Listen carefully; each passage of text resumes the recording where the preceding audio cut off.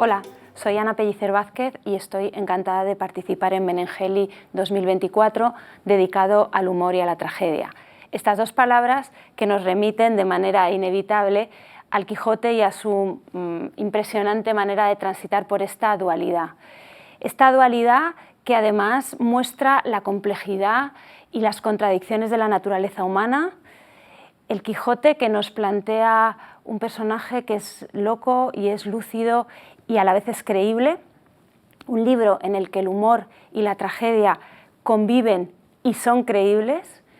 Un libro en el que se expande de manera impresionante y definitiva todas las técnicas narrativas que desde entonces leemos y utilizamos.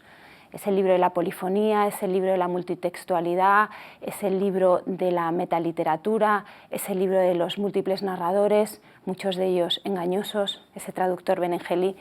Yo estoy aquí también para hablar del libro que acabo de publicar, la novela que acabo de publicar, que se titula En caso de éxito y que tiene que ver con tragedia y con humor.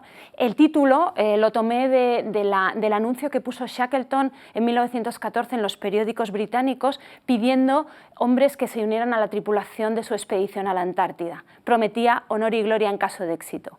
Ese título me sirve para construir un libro a tres voces, polifónico, en el que hay un personaje masculino, un profesor de literatura, descreído, desencantado de la vida, que lleva toda su vida escribiendo un libro.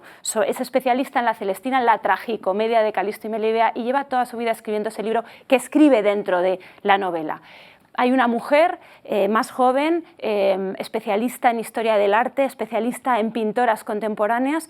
Se enamoran perdidamente, tienen una historia de amor trágica, tumultuosa, terrible, en la que aparece un tercer personaje, que es una poeta colombiana, en la que uso una estrategia muy vieja y muy cervantina, que es la idea del manuscrito encontrado y del manuscrito que va de un lado a otro, que salva vidas, la literatura que salva vidas, la literatura que es mucho más importante que la realidad.